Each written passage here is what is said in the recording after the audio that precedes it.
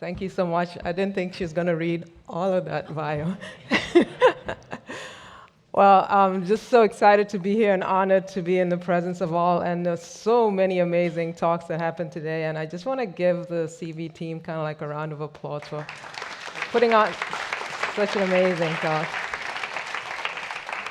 And I'm here to just basically wrestle with you and just talk about how open source can actually be used to unlock power, collaboration power in our community. There's so many conversations that we've heard over the course of the day that just kind of like reinforce these things for me. And as I said, I'm with FATEC, and FATEC is a global community for Christ. And it's based in about 40 cities, communities around the world. And FATEC, we have this purpose, and it's to see a Jesus revival awaken in and through tech.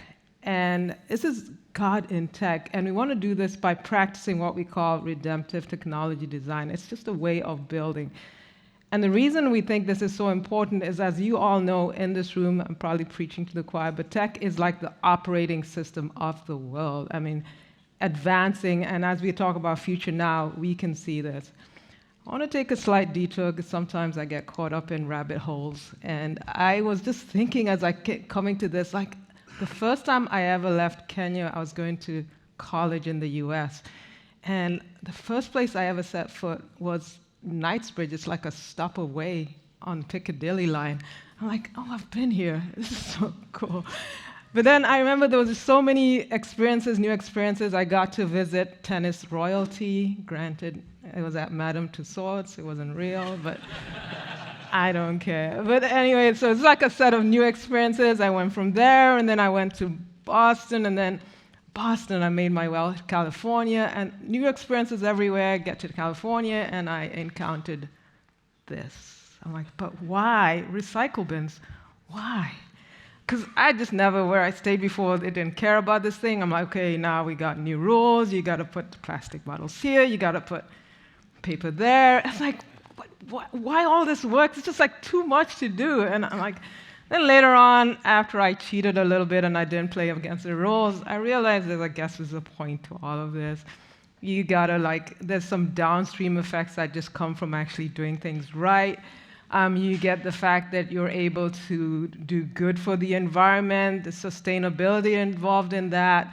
You can actually take some of the waste and reuse it and repurpose it and make better things. I'm like, I don't know, I was actually having, I don't know what I had, but this bottle had been made from, I don't even know what it was made from. I'm like, you recycled that and made this? This is amazing. And I've seen so many parallels as I was thinking about that between recycle and open source. And for those who kind of don't know, this is a question that I always think about. Are we really being good stewards, or are we being wasteful with some of the resources that we've been given? I mean, I heard Chris just talk about, and he mentioned waste quite a few times. And this is a question that was coming to me. And as I was thinking about this, and I come about to where we are as a builder, and if you like to build, I mean, you like that easy button. These are some of the things I just did. I asked Claude lots of things. I'm like, okay, what do builders like? It kind of threw a word cloud of all of these different things, which is true. If you don't give me good documentation, if the APIs are not performant, if you're just APIs are not nice, you're just going to chuck it and just build something new, or go and find the next thing that's going to help you do that. And so this is what build is like. And so if you don't get these things, you might actually reinvent the wheel. You might just go ahead and do something else. And I actually practiced this because I remember I was actually trying to build an app last year. I was like, let me kind of learn how this whole generative AI works. I'm just going to ask it lots of questions. Let me build a scripture memorization app. Let's go do this. As I started doing it, first of all, I did actually delve into the world of something called Bible and copyright. I didn't even know that thing existed. I just almost fell into the pit of doing the wrong thing until I had to actually answer a question, and then I had to go ask people permission, and then I'm not sure where I got lost in that process. But there was it was really hard to do certain things. And then also just building some of the components that I wanted to do, I'm like, I can't be the first person who's actually tried to do this. Surely people have tried to kind of create all this content before. And even though I was trying to learn this thing, I was just basically coming across these little things where you, as a developer, you either go ahead and start doing rework when you don't need to do it because somebody's already done it, and that can be, in a way, sort of wasteful. And sometimes that's what people do as developers. Sometimes you're just scratching a niche and you just want to build from scratch because, either you want to learn. There's nothing wrong with that. But when you're doing things with kingdom impact and you got funds to do it, just as Christians, we don't want to be building in isolation. We're called to something different. And so that's where, like open source just feels like it's the right thing that we can actually do in these circumstances. And open source, for those who don't know, it just gives you these freedoms. It's just a way of building. You can actually see the code of the resources. You can actually use it, and then you not only can use it, but you can actually modify it, and then you can just share it. And that's kind of like the open source freedoms that you get. And we've got these big projects like Linux that were built on open source and are very successful today. Wikipedia built along these open source principles. And when you're building with that, you're just basically taking what people have already done before and building your new experiences on top of that, building on the shoulders of giants and people who have worked on it before. There's no need to reinvent the wheel. And for those who know or use it, I'm sort of telling you what you already know, but the fact is that you've got companies like where I worked at Facebook. Facebook was started on the LAMP stack, Linux, Apache, MySQL, PHP. A lot of these big tech companies, they would not exist today without open source foundations, because this is what allows you to build very, very fast. And then not just that these companies or whatever just actually use it, but a lot of them also contribute back, especially if they want to lead in the industry and for various reasons. So for example, you've got Facebook giving you React, which just lets you to build better web UI and UI tools. Companies like Google, who did open research and shared the Transformer research, which is where a lot of generative AI comes today. Microsoft with VS Code, which a lot of developers around the world find indispensable. And so this is why people are kind of doing open source, and it just basically helps you build faster. When I'm thinking about this from, say, the Christian point of view, this is another thing that I also actually like to kind of show this stat as well. That this is a staggering number of how open source is used. You've got between 70 and 90%. This was a report from the Linux Foundation that came out in 2022. So if you think about modern software developer, about 70 to 90% of the code in there is actually open source software. And there was another survey that came out earlier this year from Black Duck, and it's used to scan software. And they said that across all the code base I've seen, all of it, about 77% of that code base is actually open source software. So it's pretty staggering what open source is being used for. It's helping you build much faster. But when we look at this number and I think about it in the Christian world as believers, what does this number look like? How are we, let's say, if I want to build, say, a Christian app or a Christian product, how much open source Christian content do I have to work with as I get going? And then the other question is, if I am a Christian organization, how much resources or code am I actually sharing? I don't think anyone's done the research. I don't know, but I asked Jordan Brown from Disciple Tools, and he just kind of said he's looked at code around, he's tried to see what people are using, and he anticipates it's probably less than 2% of all Christian projects are actually open source. This is a very low number. This is actually, and I'm saying we haven't actually done the research, so I would love to someday be able to actually do this, but this number is staggeringly low, and that's why I was just having trouble actually just even finding ways to build much faster. And it just could be different reasons. It could be just the lack of awareness. Maybe I don't know where to look for these things, or maybe they're just harder to find, or maybe it's just the funding constraints, so people are actually either just building from scratch and then they just redo it again and they don't really share it, or maybe it's just the poor stewardship of resources. Maybe it's all of that.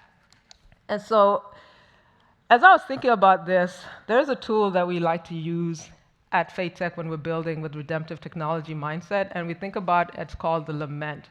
And here we're taking inspiration from Nehemiah. After the walls of Jerusalem, and his boss gave him time off, and he said, I'm going to go check it out, what's going on here. And he went, and before he did anything, he actually mourned, and he prayed to God, and he did what was a lament. And this lament, I actually have some like key laments that I was taking into this whole situation. First of all, as I mentioned before, a lot of people, they work in isolation. Sometimes that's typical way people build, but sometimes it's just the way everything is set up, a lot of siloed work. And then this kind of leads to what I said before, this like waste of resources. You're duplicating efforts. Instead of building it, something on top of what's already there, you're just building something new. And then alongside that, there's just this fact that there's nothing out there, you're not collaborating. When I've been in a lot of open source communities, just naturally when all this collaboration just happens because of that. And then another thing that might happen is you might have communities like FaithTech who have people who are willing to come and work on certain things, and they want to work on projects that have kingdom impact. And then on the other hand, you might have these organizations or Christian tech companies who also do have projects, but it's hidden behind proprietary. It's hidden behind a so-called paywall, and there's nothing in between that can actually bring them together. So there's a lack of contribution opportunities. And then sometimes a lot of this happens where ministries might go and pick something off the shelf, or they might pick some product out there, but they just don't even have the resources to maintain them. They don't have like an IT department to help them with sort of a lot of these different things. So this is like, as I was thinking about this problem, these was my lament. And I've spoken to a lot of other people, including, say, Jordan Brown from Disciple Tools, and he just sees that there's a missed opportunity where people are not sharing what they have. I spoke to Cameron Pack, and he runs Faith Tools, and he was just saying, I really want to build really good tools for builders, but I don't see that there's enough of that around there as well. I talked to Craig Bradley from AO Labs, and he's just like dying to see more public domain resource available for people who are building biblical applications, and he just doesn't see that. Like, for example, if there could even be just GeoJSON data that actually could have biblical information for that, that would be really great for what he wants to do. Spoke to some folks at BiblioNexus. They have like a good thing with the community. They're actually building things, but they're like, oh, you know what? Sometimes some of those folks, they're community, but they need a little bit of mentorship so they can build things that scale. And you talk to more and more of these people, and there's this lament, and you start to think about what can we do. And you know, I do think that if there are things that we can share, there's still the blessings that we can share, and this is another question that I have. And it doesn't mean that everything you build has to be open source. I mean, even some of the big tech giants, if they're open sourcing something, they're very careful what they share. And so there might be something that you want to hold back because there is some reasons. Maybe it's because, because you have people to feed and families to share. You might not want to share everything, but what I'm talking about here is that your default response should be, I want to share, rather than I don't want to share. Your reasons to share should be like the number one thing, like default to open. A lot of this is biblical. I mean, when you go to Exodus, and when the Israelites were actually starting to build that tabernacle, and there was like a call, and people brought so much things freely. Even when David, as he was commissioning his son Solomon to build the temple, he actually talked about, and he said, this is what I've set aside for the building of the temple, and the other leaders stepped in and say, we're also going to give. And even when you talk about the early church in 2 and 4, they shared everything in common. All the believers were together.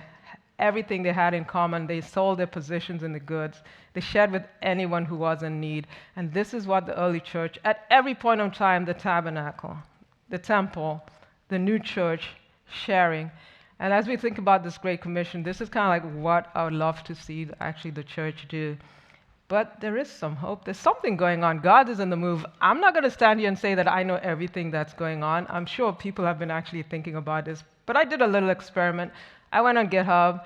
I asked all over the place. I said, what are the Christian projects? I did a big spreadsheet, and I got something to kind of create a quick view of what are all of the open source projects. Surprisingly, a lot of them have to be, not surprisingly actually, a lot of them have to do with Bible APIs, Bible this, which is awesome, and that's really good. But it was just really hard to actually find this information. And again, I don't say that I have all of the different answers to this, but 150 plus projects, and I think I could probably get a lot more. And this is just counting software projects. This is not, say, the resources that people are sharing under, say, Creative Commons. And beyond that, this has kind of given me hope. Just want to call out some of the heroes, past and present. So Open Digerati, this was an initiative that was started by Life Church. along with Compassion International and some other folks. And they wanted to have a space where people would collaborate openly and also share a bunch of things, and some open source projects came out of that. Disciple tools, I mentioned them a few times. They're actually building tools for disciples in the mission fields. And BiblioNexus, they also have some Bible translation tools. They went from like more for-profit to basically sharing everything that they had. Gracious Tech, they're offering a lot of, say, things for Bible components and actually other things, and everything they share is just by default open. And Let's Copy Church is pretty interesting. They're just basically trying to start a movement of people sharing just like media and resources along the way. And there's lots and lots of things that are going on in this field. So I'm very hopeful, and this again is not exhaustive list. Every day we find new things that we want to talk about.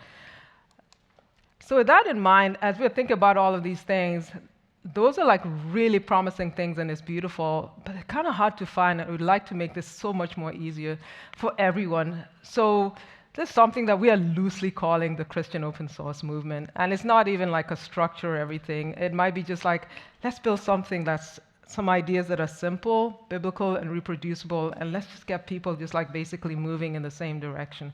So what I'm going to share with you, and this is something that we want to do to just get the global church just openly using, just sharing, building, and funding. Let's get an ecosystem that's actually going to work well together. And we're going to base this on some sort of like some principles. These are principles that we have just started talking about, nothing set in stone, and the idea is that people who want to join this movement can just basically take this and make it flavored to fit their community. And I'm just going to walk through this really quickly and read them so that I make sure I get them right. So the kingdom first architecture, and for example, in this case, we want everything to point back to Jesus. Yeah, and this is like pretty key. And let's just read this to make sure.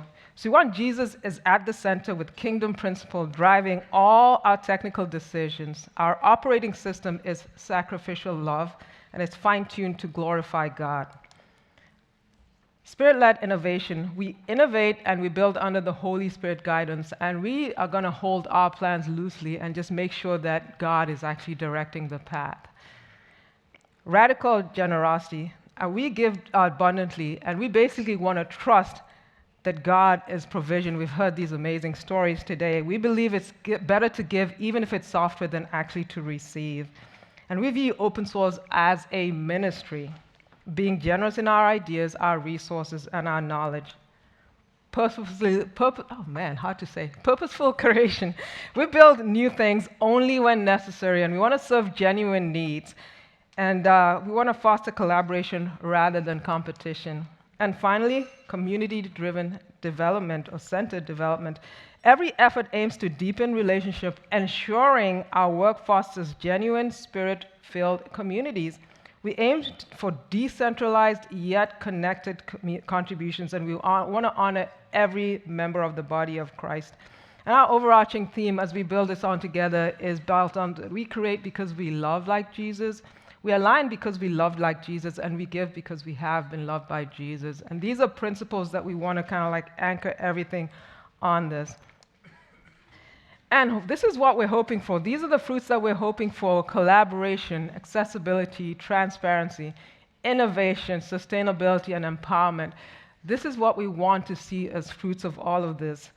And even as a pre-conference dinner that I had yesterday, I was talking to this person, Aman, and he was telling me about how when you look at the real world and how they do open source, we as a church should actually emulate them in a way. And he was talking about the parable of the shrewd manager who is like, I couldn't understand the parable at first, but Jesus said something in here. It says, the master commended the dishonest manager because he had acted shrewdly, for the people of this world are more shrewd in dealing with their own kind than the people of the light. There is something that the industry is doing in terms of tech that is actually pretty key. And so when I look back to the lament and all of these different things, I'm lamenting for the builders who are struggling, for the faith-based organizations who are looking to engage volunteers but don't know how to, and for all of the funding that's wasted in the resources that can actually be put in better use. And so all of these things, as we put it together, I'm making a call. Can you bring your gifts, your code, your expertise, your funding? Maybe you're called to build the infrastructure that can actually help us better collaborate together. Maybe you're here to manage the better resources for kingdom impact, a learn and grow in community. These are all the things that I think that we can do together as a community. And what it would look like if we're so generous that, like, even in the time of Moses, he just basically had to tell them, stop bringing your gift, just like stop. What would it look like if we brought our testimony to the world of how generous we are in everything that we do? And as I go back to the idea, this is the QR code that you can use to potentially just connect and stay informed after the talk and see what we are working on. And as we kind of like close out, I like to just think about what can we do? Let's walk hand in hand, and let's be faithful in how we can be better stewards of what we do. We can't outgive God. We cannot outgive God. But what if, just like Yeshua, who gave everything for us, we actually dare to try? All right. Thank you.